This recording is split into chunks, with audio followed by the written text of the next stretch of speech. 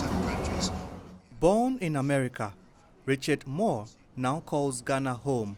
He moved from New Jersey in the U.S. to Ghana to settle permanently nearly 3 years ago. He is rooting for Kamala Harris. She's the best candidate for the job. I think that she's going to do the same thing President Obama did, bring the country together, bring a consensus. I know she's going to make our economy better. I know she's not going to tax the poor and pay the rich, because that's all Donald Trump's. More than 1,500 African Americans have relocated to Ghana since 2019 after the government introduced the Year of Return initiative, which urged Africans in the diaspora to return to Africa. And many of them want to help elect America's first black and Asian female president. I believe Kamala Harris is more than prepared to lead. I appreciate this election of her vice president.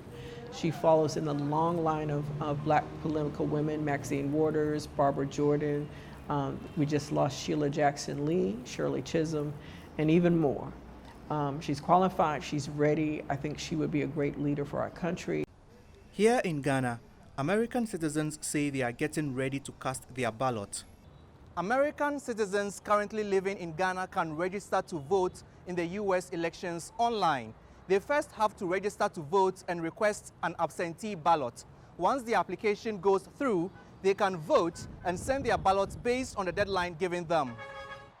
Political analysts believe the votes of Americans living abroad may not be significant in deciding the outcome of the polls, but they still have a vested interest in the election back home.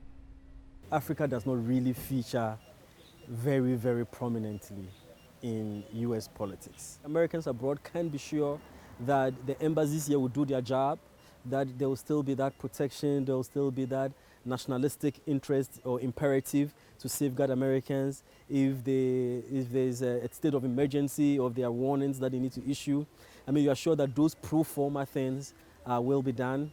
In what could be a close election between Donald Trump and Kamala Harris, many African Americans living in Ghana hope their votes will really matter in making history. In Accra, Ghana, Nabil Ahmed Rufai, reporting for Al Arabiya.